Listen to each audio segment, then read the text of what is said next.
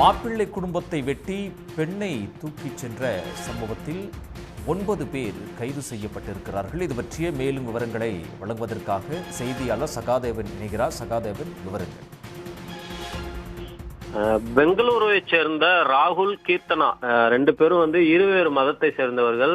கிட்டத்தட்ட ஒரு 3 வருடத்துக்கு மேலாக காதலித்து வந்தவர்கள். நேற்றைய முன்தினம் வேளாங்கண்ணிக்கு மாப்பிள்ளை வீட்டோடு வருகை தந்து வேளாங்கண்ணி பேராலயத்தில் திருமணம் செய்திருக்கிறார்கள். பெண்ணின் வீட்டில் எதிர்ப்பு இருந்ததால் இருவரும் திருமணம் செய்து கொள்ள முடிவெடுத்த நிலையில் மாப்பிள்ளையின் உறவினர்கள் வேளாங்கண்ணியில இவர்களுக்கு திருமணம் செஞ்சு வச்சாங்க.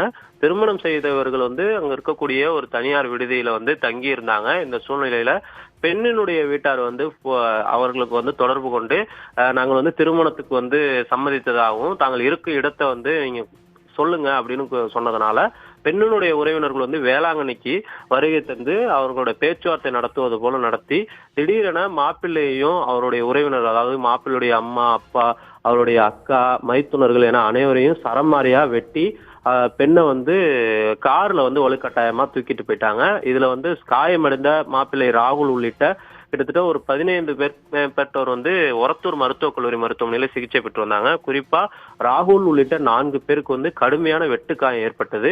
இந்த நிலையில் தப்பியோடைய 9 பேருக்கும் நாகப்பட்டினம் மாவட்ட காவல்துறை சார்பாக வலைவீசி அவர்களை பிடிக்கிறதுக்கு தனிப்படை அமைக்கப்பட்டிருந்தாங்க. இந்த நிலையில அவங்க தப்பி சென்ற சிசிடிவி காட்சிகள், அதே போல அவர்கள் பயணித்த காரினுடைய வாகன எண்ணை வைத்து அதனுடைய உரிமையாளர் பெங்களூரை சேர்ந்தவரை தொடர்பு கொண்டு விசாரித்த பொழுது அவர்கள் பெண்ணை தூக்கி சென்று சேத்தியாத்தோப்பு அருகே கடந்து பெங்களூருக்கு சென்று கொண்டிருந்து தெரிய வந்தது. அதனைத் தொடர்ந்து சேத்தியாத்தோப்பு காவல்துறையினரை வைத்து நாகப்பட்டினம் காவல்துறையினர் சேத்தியாத்தோப்பு காவல்துறையினர் அவர்களை மடக்கி பிடித்து 9 பேரையும் நேற்று கைது செய்து வேளாங்கண்ணி காவல் நிலையத்துக்கு அழைத்து வந்திருக்கிறாங்க.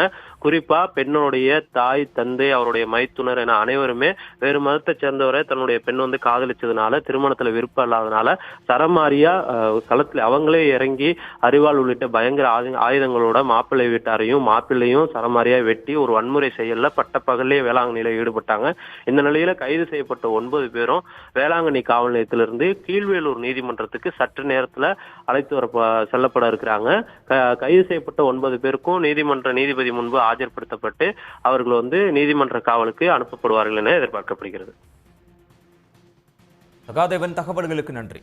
உடனுக்குடன் செய்திகளை தெரிந்து கொள்ள சன் நியூஸ் பெல் ஐகானை கிளிக் பண்ணுங்க.